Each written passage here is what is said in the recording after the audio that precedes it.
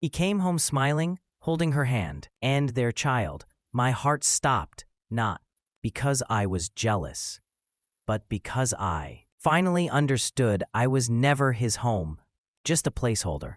He told me to understand, so I did.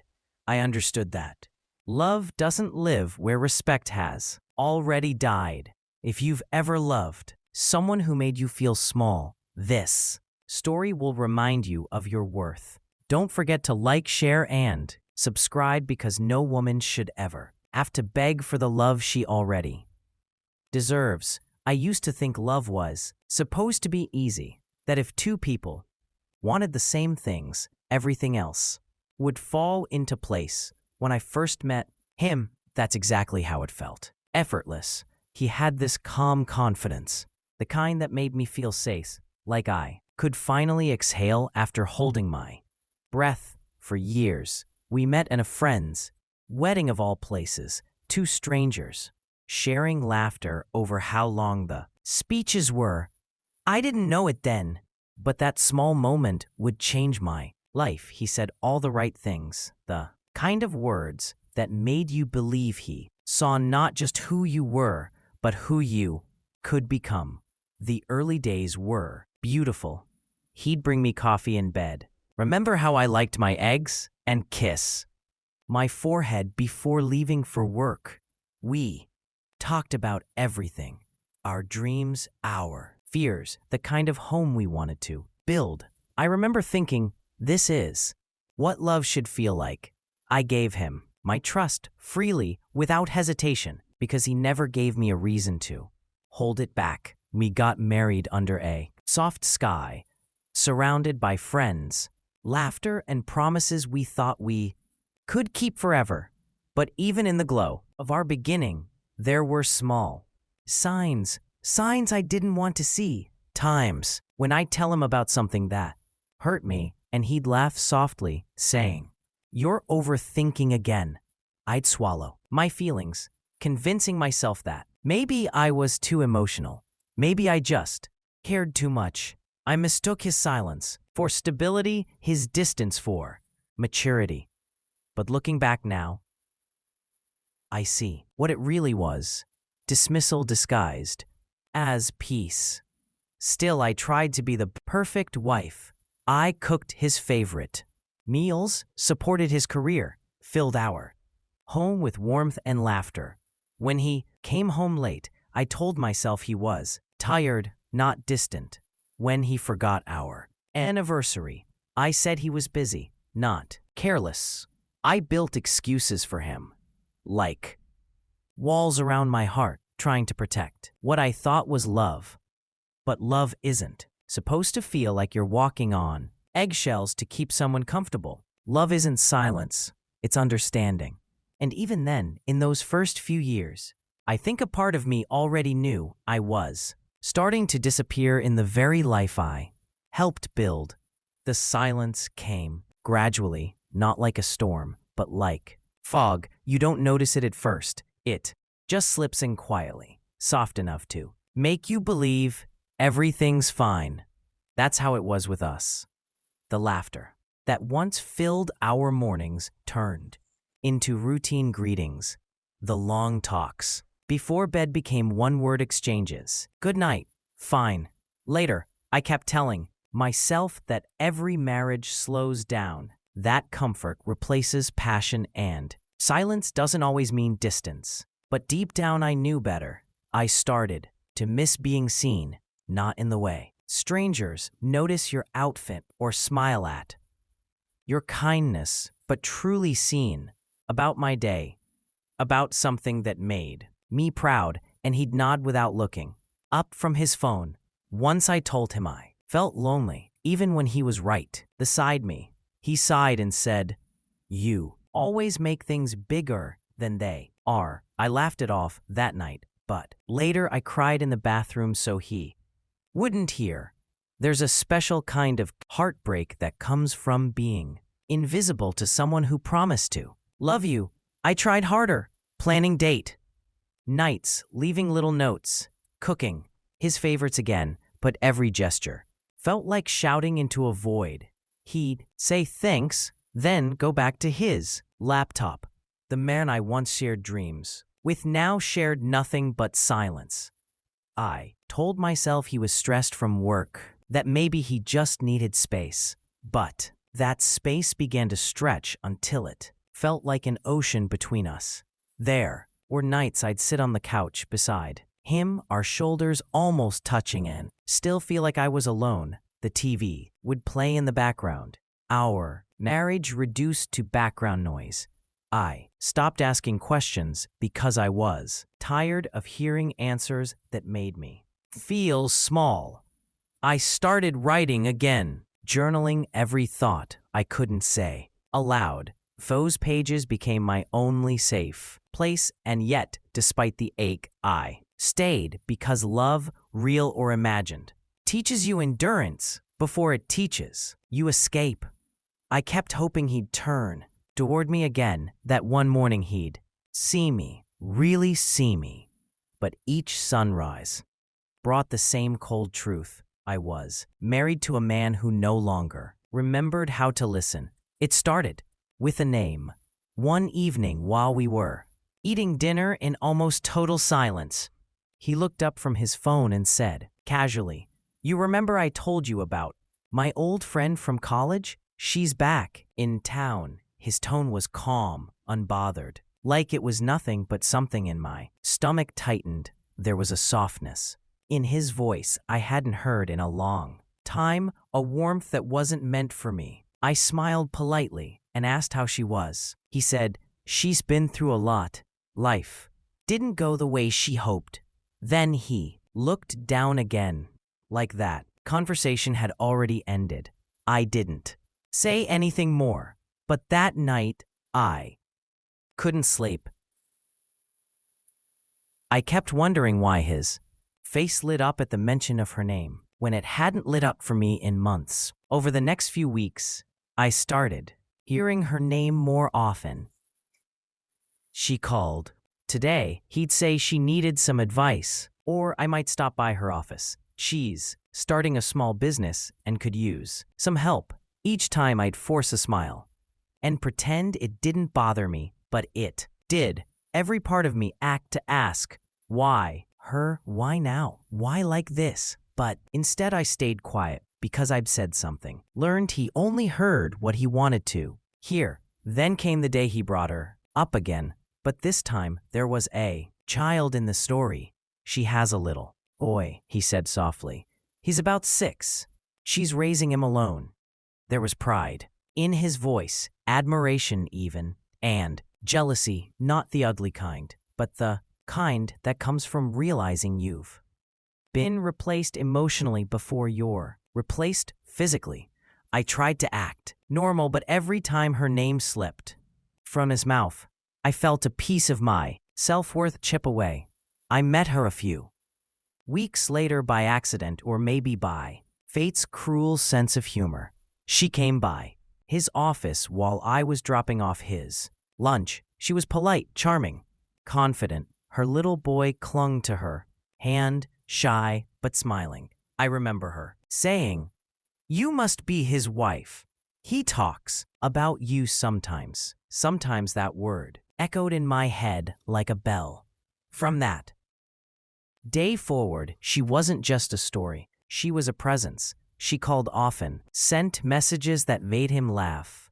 Laughter I hadn't heard in so long. He began coming home later saying he was helping her with some paperwork. I stopped asking questions. I stopped hoping for explanations. I just observed, quietly, like someone watching their own life unravel in slow motion. I started realizing that love doesn't always end with a fight. Sometimes it ends with laughter that no longer includes you. And even as I sat across from him, watching his eyes drift somewhere far away, I knew something in our marriage had already shifted. He didn't have to say it. I could feel it. His heart had already started remembering someone. I never stopped trying to be for him. The day he brought them home, it was raining. The kind of slow, steady rain that makes the world feel smaller, quieter, more suffocating. I remember opening the door and seeing him standing there, drenched but smiling, holding an umbrella over her head. Beside her stood the little boy, his small backpack slipping off one shoulder. "They'll be staying with us for a few days," he said, his voice calm, as if he were announcing something as ordinary as dinner plans. I stood frozen. "They'll be staying with us." The words didn't sound real. I wanted to believe I'd misheard him, but the suitcase she carried told the truth. My heart pounded in my chest as I forced a smile, that practice smile I'd learned to wear when things didn't make sense. "Of course," I whispered, though my throat felt tight. She smiled back sweetly and said, "You're so understanding." Not everyone would be. The child ran inside, his laughter echoing down the hallway I used to fill with music and warmth. Now it sounded foreign, like a stranger's joy inside my home. That night, I cooked dinner for 4. I set the table, trying to ignore the way he looked at her, a look I hadn't seen in years. Familiar, tender. I told myself it was just kindness, but deep down I knew better. I noticed how easily they fell back into rhythm, finishing each other's sentences, laughing at inside jokes from years ago. I sat quietly, my smile steady, my heart cracking one silent line at a time. Later, I stood in the kitchen washing dishes, watching them from the reflection in the window. She leaned toward him, whispering something that made him grin. The boy called him daddy by accident. He froze, then smiled softly and said, "It's okay." I felt my knees weaken. Every ounce of pride I had left was screaming for me to walk away, but my body stayed still. When they went to bed that night, I stay awake in the dark, staring at the ceiling. My house no longer felt like mine. My marriage no longer felt sacred. And the man beside me, the man I'd once trusted with every piece of my soul, had turned our home into a memory I could no longer live in. That was the night I realized betrayal doesn't always come with violence or lies. Sometimes it walks right through your front door, smiling. I don't know what woke me that night. Maybe the sound of quiet laughter down the hall, or maybe it was my own heart refusing to sleep through its breaking. The rain had stopped hours ago, but the air still smelled like it hadn't decided to forgive. I slipped out of bed, careful not to wake him, and followed the faint glow of light spilling from the living room. That's when I heard it, his voice, soft and warm, the way it used to sound when he spoke to me. Only this time, it wasn't meant for me. He was sitting on the couch with her, their heads close together, their voices low but unmistakable. "I never stopped loving you," he said. The words were so gentle, so deliberate that they felt rehearsed, as if he'd carried them around, waiting for the right moment to let them go. My breath caught in my throat, but I didn't make a sound. I just stood there, half hidden in the shadow of the hallway, watching the man I'd loved all these years say everything I once begged to hear to someone else. She smiled through tears, whispering, "Maybe it's fate, we found our way back." And then she reached for his hand. He didn't pull away, he didn't even flinch, he just let it happen, like betrayal was the most natural thing in the world. I remember my fingers trembling as I pressed them against the wall to steady myself. My vision blurred, but not from tears, from disbelief. I wanted to scream, to throw something, to make them see the pain they'd created. But instead, I walked back to my room in silence, because in that moment, I realized nothing I said could fix what was already gone.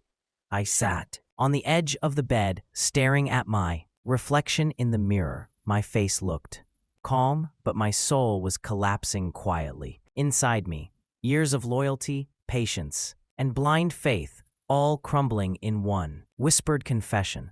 I didn't cry that night. I didn't ask him why. I just folded my hands in my lap and thought. So this is how love ends. Not with a fight, but with a choice someone else made for you. By morning, I had decided I wouldn't beg to be kept where I was no longer wanted. Love had left the house, and I was finally ready to follow it out the door. By the next morning, everything felt strangely calm. I moved through the house like a ghost, silent, steady, invisible. He greeted me with a casual morning, as if nothing had happened, as if the night before hadn't torn through the foundation of our marriage. I looked at him for a long moment, and in that stillness, I saw it clearly. The man I'd loved was gone. Maybe he'd been gone for a while, and I was only now brave enough to admit it. I made breakfast, not out of love, but habit. He talked about work, about errands, about meaningless things that suddenly sounded like noise. I nodded, pretending to listen, my heart already somewhere else, somewhere free. That afternoon, while he was in his office, I gathered what mattered most. My documents, a few clothes, my wedding album, and my dignity. I didn't take jewelry or anything that sparkled. Didn't want reminders of promises that had lost their shine. The lawyer's office smelled faintly of paper and lemon polish. I sat across from their attorney, my hands folded neatly on the desk, and said the words I never thought I'd have the courage to say. I want a divorce. My voice didn't shake. It didn't tremble. It sounded like truth. When the papers were ready, I signed my name slowly, carefully, like sealing the final chapter of a book I'd outgrown. When I came home, he was waiting. The woman and her child were gone, at least for now. He looked at me with a mix of confusion and fear. "What's this?" he asked, holding the envelope I placed on the table. "It's what you wanted," I said quietly. "You just didn't have the courage to say it." He tried to argue, to explain, but his words no longer reached me. Every excuse he offered fell flat against the wall I'd built in my heart. "You're overreacting," he said, the same words he'd used to shrink my feelings for years. I smiled faintly and whispered, "Not this time." Then I turned and walked away. There was no shouting, no dramatic ending, just a quiet exhale, the sound of freedom. I stepped outside, into the sunlight, feeling the air touch my face like forgiveness. I wasn't broken. I was just done, and for the first time in years, that felt like peace. The first morning after I left, I woke up to silence, but this time, it didn't hurt. There was no tension, no waiting for footsteps in the hallway, no heavy sigh over breakfast, just peace, the kind that hums quietly like the world finally letting you breathe again. I sat by the window of my small apartment, sunlight spilling across the floor, and for the first time in years, I didn't feel small. I felt present. I felt alive. Those first few weeks were hard. I cried sometimes, not for him, but for the woman I used to be, the one who gave everything, even when she was running on empty, the one who mistook endurance for love and silence for strength. I grieved her, then, slowly, began to rebuild her. I started going for morning walks, writing again, smiling at strangers. I filled my space with flowers, not the expensive kind he used to buy for show, but the kind that bloomed wildly, beautifully on their own. It was strange how light the world felt once I no longer carried someone else's neglect. I began volunteering at a women's center, helping others who had been where I once stood, lost, afraid, unsure if leaving meant failure. I told them what I had learned the hardest way possible. Leaving isn't giving up. Sometimes it's choosing yourself over Slow destruction. Months later, I was invited to speak at a community event. Standing there, looking out at faces of women who had survived their own quiet wars, I realized my story wasn't just mine anymore. It belonged to every woman who had ever been told to stay silent, to shrink, to settle. My voice didn't shake when I said, sometimes strength doesn't roar. Sometimes it just walks away. Applause came.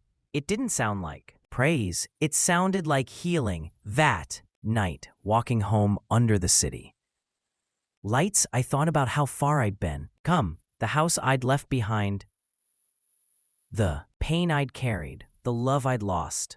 Of it had shaped me into someone new. I wasn't his wife anymore. I wasn't someone's mistake or second choice. I was my own beginning. He brought his past home, but I built my future from it, piece by piece, day by day, until it finally looked like freedom.